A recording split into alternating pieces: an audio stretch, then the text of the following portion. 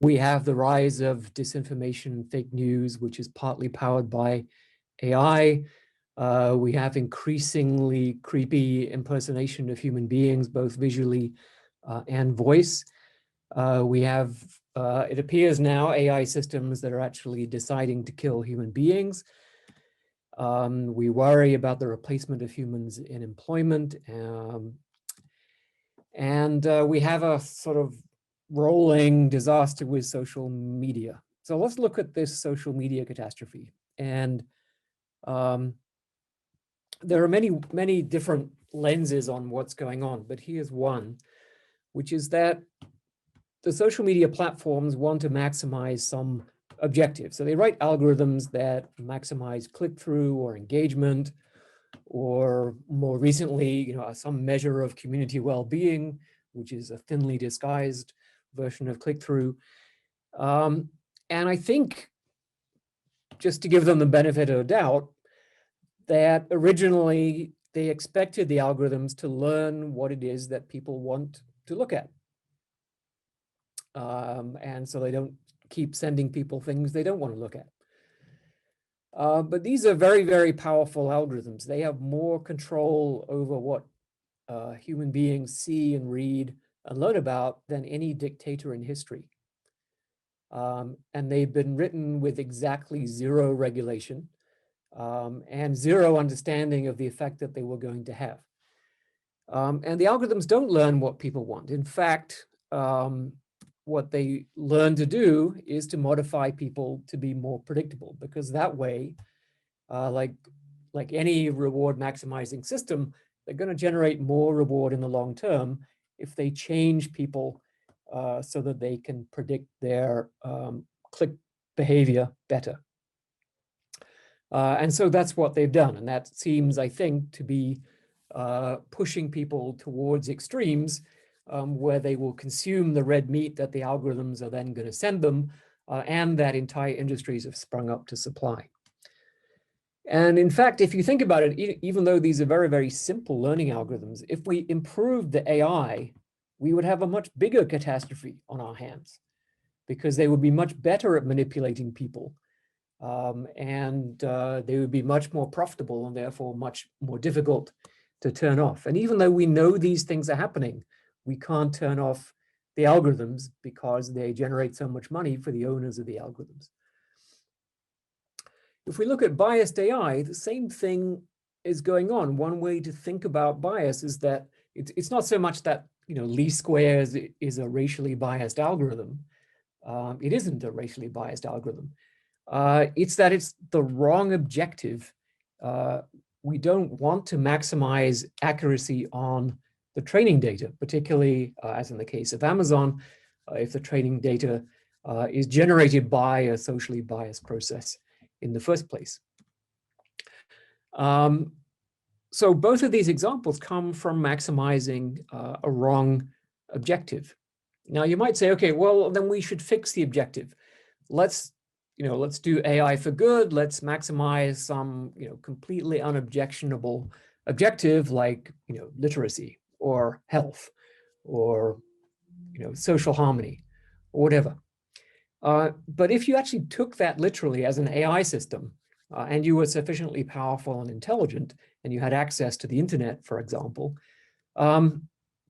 then you might well be able to maximize literacy. But the problem with this type of objective is that maximizing, say, literacy is equivalent to setting the weights on all other objectives to 0, right? And clearly this is wrong. So there's nothing wrong with improving literacy, but you can't improve literacy at the cost of everything else. And that's exactly what the algorithm is going to do if you set literacy as the objective. And so this is basically, I think, a sort of a mental block that we've had for a long time, which is a kind of a closed world semantics for objectives, when in fact there should be an open world semantics for objectives. It's when someone says, I want to maximize literacy, they don't mean I want to maximize literacy.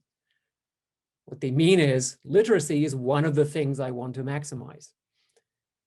And that's an open world semantics, and we need algorithms that know that there are other objectives, but know that they don't know what they are. And so if we go back into the very early days of AI, I think it's quite reasonable to look around and say, okay, what definition of intelligence do we have that we could actually formalize and then transfer to machines? And I think,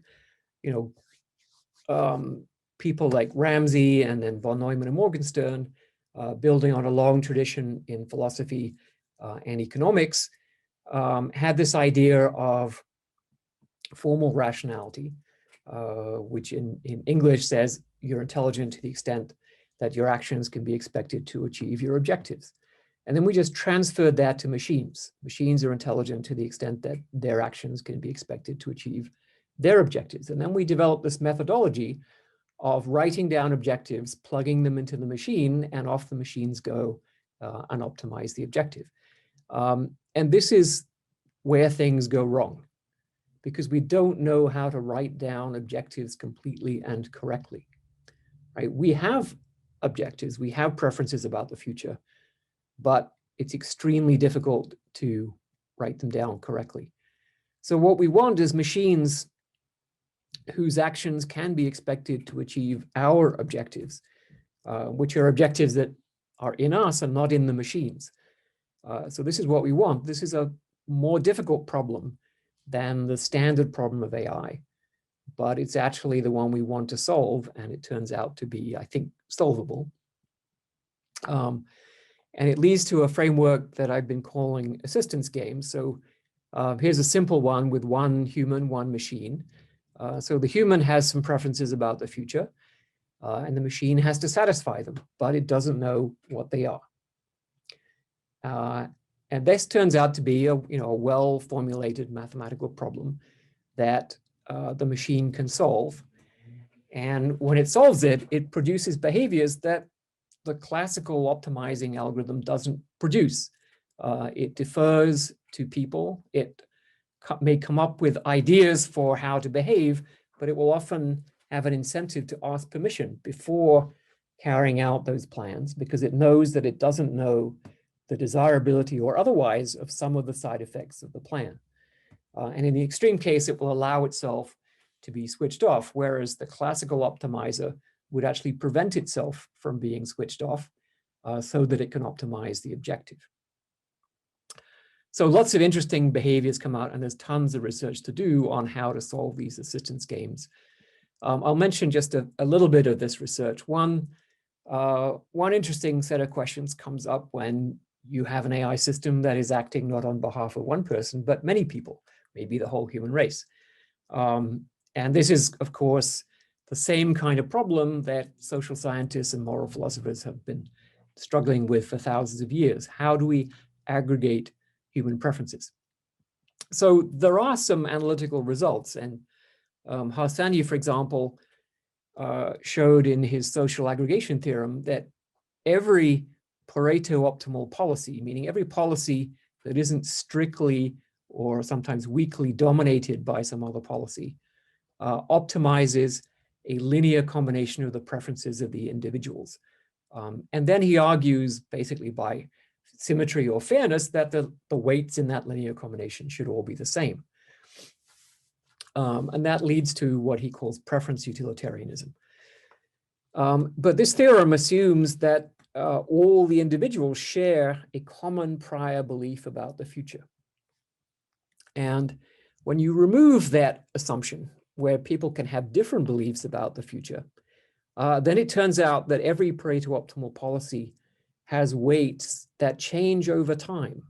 And the people whose beliefs about the future turn out to be correct get larger weights in the overall preference function that's being optimized by the machine.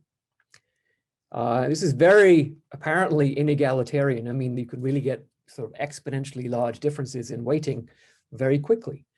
Now, why is this weird looking kind of policy Pareto optimal? It's because everyone thinks that they're right, and therefore they insist on this policy compared to the one that uses a fixed weight for each individual. Okay, so this is just a mathematical theorem, as Sandy was saying, and we just have to live with it and figure out what the consequences are. And I think, as Sandy also pointed out, we're going to have to deal with millions or billions or trillions of different machine agents that are going to be part of our world. And how do we ensure or coordination? How do we avoid coordination failures? So even if they all are designed according to the principles of maximizing human benefit, there are still potentially coordination issues, unless one corporation designs them all and they essentially operate as a huge shared memory machine, which is very unlikely to happen. So how do we get them to coordinate? So one approach that my colleague Andrew Critch has been proposing is called open source game theory. So that means game theory where everyone can read the code of all the other agents, and then use that ability to prove properties about each other that in some cases will allow zero-shot coordination. So you don't have to play iterative games or converge to coordination. You can actually prove things. And so one interesting theorem that we've shown, which might be surprising, is if you write an agent, let's say you're doing prisoner's dilemma, an agent that says, I'm going to defect unless I can prove that you're going to cooperate with me, right? That sounds extremely vicious, right? That agent actually is a nicer agent than the one that says, I'm going to cooperate with you unless I can prove that you're going to defect, right? You might think that that's a nice agent, but actually it turns out not to be. And the defect unless proof of cooperation will end up cooperating with other copies of itself, with other copies of the other agent, whereas the cooperate unless proof of defection won't end up doing that and will defect in a larger set of cases. So there's lots of work to do there. It's really interesting. We know we can actually do it without direct access to the code. We can use the techniques of proof carrying code so that people can keep their code secret as long as they have proofs of the properties that their programs satisfy. So let me wrap up by saying that I think it's reasonable to propose that it's rational for humanity to build machines that solve assistance games, right? These are the machines that it is rational for us to deploy. Not easy to figure out exactly what that's going to look like, and it brings in all the socio-technical questions that Laura and Sandy mentioned. But the implication is that that's what we should build. And we, as AI researchers, should actually avoid the temptation to build in our own moral values. So let me give you a simple example of that, right? I had a big argument in another forum with Rich Sutton, who was arguing that we should actually give much more weight to the well-being of animals than we do. And so that's arguing that we should build machines that bring about ends that we don't prefer. And I would argue that's simply not a valid way of proceeding, and it's not right for AI researchers to do that. Now, we might think that animals deserve more weight in our overall preference function than they currently have, and we can argue with the rest of humanity about that. But it's not our job to build in that type of moral argument into the machines we build. So we should be intermediaries for the preferences of humanity. Okay, thanks.